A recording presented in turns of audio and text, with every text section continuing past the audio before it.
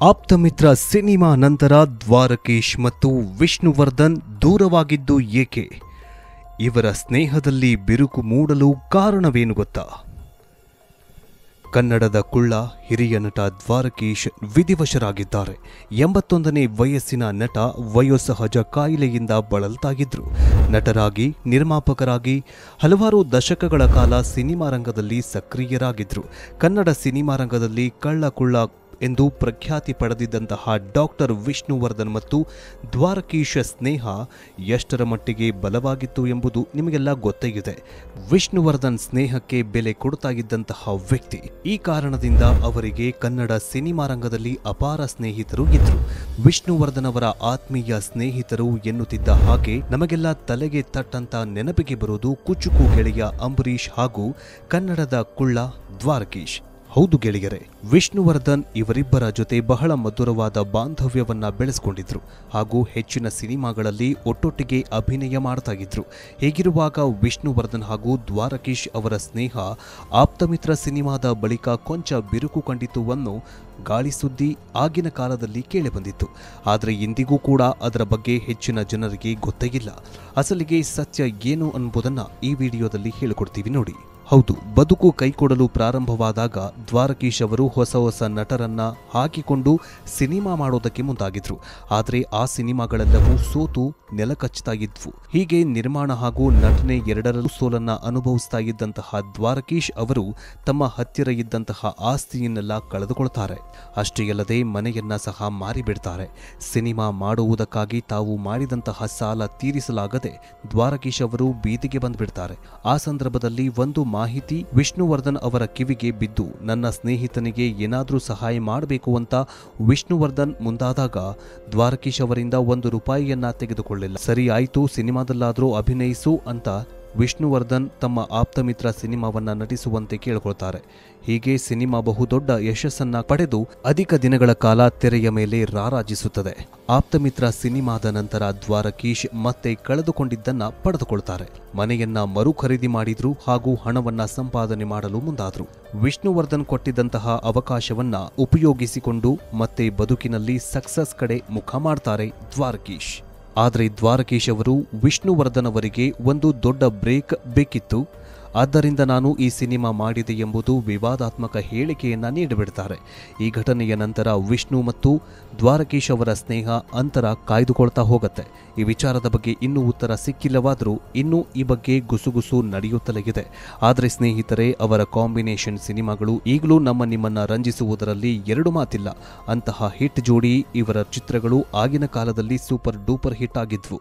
ಇವರ ಕಾಂಬಿನೇಷನ್ ಅಂದೊಡನೆ ಅಂದು ಸಿನಿಮಾ ಪಕ್ಕಾ ಸಕ್ಸಸ್ ಅಂತ ಹೇಳುತ್ತಿದ್ರು.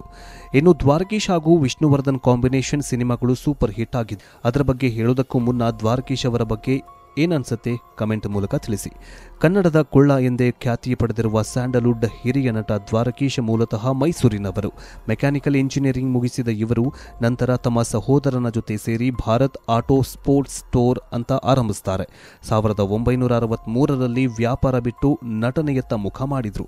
1964ರಲ್ಲಿ ವೀರ ಸಂಕಲ್ಪ ಎಂಬ ಸಿನಿಮಾ ಮೂಲಕ ಕನ್ನಡ ಚಿತ್ರರಂಗಕ್ಕೆ ಎಂಟ್ರಿ ಕೊಟ್ಟ ದ್ವಾರಕೀಶ್ ನಟರಾಗಿ, ಹಾಸ್ಯ ಕಲಾವಿದರಾಗಿ, ಪೋಷಕ ನಟರಾಗಿ ಈವರೆಗೂ ನೂರಾರು ಸಿನಿಮಾಗಳಲ್ಲಿ ನಟಿಸಿದ್ರು. ದ್ವಾರಕೀಶ್ ಈವರೆಗೂ 40ಕ್ಕೂ ಹೆಚ್ಚು ಚಿತ್ರಗಳನ್ನು ನಿರ್ಮಿಸಿದ್ದಾರೆ. ಜೊತೆಗೆ 15ಕ್ಕೂ ಹೆಚ್ಚು ಚಿತ್ರಗಳಲ್ಲಿ ಆಕ್ಷನ್ ಕಟ್ ಪ್ರಸಿದ್ಧಿಯನ್ನ ಪಡೆದಿದ್ದಾರೆ. ಒಂದು ಕಾಲದಲ್ಲಿ ವಿಷ್ಣುವರ್ಧನ್ ಹಾಗೂ ದ್ವಾರಕೀಶ್ ಜೋಡಿ ಕಳ್ಳ ಎಂದೇ ಪ್ರಸಿದ್ಧಿಯನ್ನ ಪಡೆದಿತ್ತು.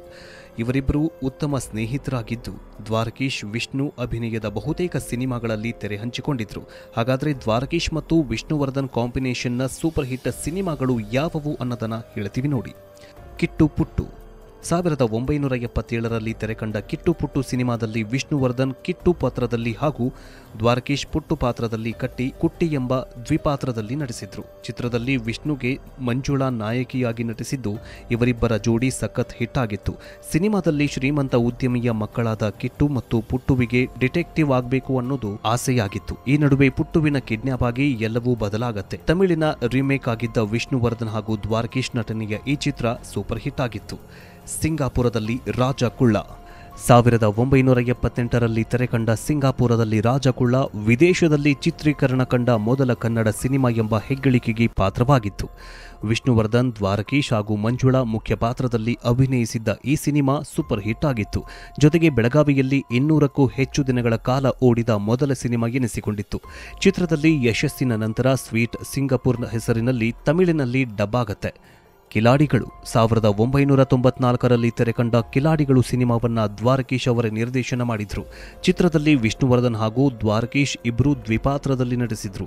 ಚಿತ್ರದಲ್ಲಿ ಹರಿ, ದ್ವಾರಕೀಶ್ ಮತ್ತು ಕೃಷ್ಣ ವಿಷ್ಣುವರ್ಧನ್ ಚಿಕ್ಕಪ್ಪ ಅವರ ಬಳಿಯಿರುವ ಸಂಪತ್ತು ದೋಚಲು ತನ್ನ ಕುಟುಂಬದ ವಕೀಲ ಹಾಗೂ ಸ್ನೇಹಿತನ ಸಹಾಯದೊಂದಿಗೆ ಅವರನ್ನ ಕೊಲ್ಲಲು ಸಂಚು ರೂಪಿಸುತ್ತಾನೆ. ದಿವಾನ್ ಹಾಗೂ ವಕೀಲರು ಅವರ ಹರಿ ಮತ್ತು ಕೃಷ್ಣ ಪ್ರಾಣ ಉಳಿಸಲು ಅವರಿಬ್ಬರ ಸ್ಥಾನದಲ್ಲಿ ಹೋಲಿಸುವ ಕಿಟ್ಟಪ್ಪ ಮತ್ತು ಪುಟ್ಟಪ್ಪ ಎಂಬುವರನ್ನ ಬದಲಿಸುತ್ತಾರೆ. ನಂತರ ಏನಾಗತ್ತೆ ಎಂಬುದೇ ಚಿತ್ರದ ಕಥೆಯಾಗಿದೆ.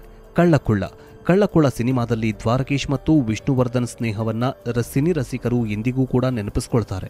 1975ರಲ್ಲಿ ಬಿಡುಗಡೆಯಾದ ಈ ಸಿನಿಮಾದ ಕತೆ ಹಾಗೂ ಹಾಡುಗಳು ಸಿಕ್ಕಾಪಟ್ಟೆ ಹಿಟ್ ಆಗಿದ್ವು.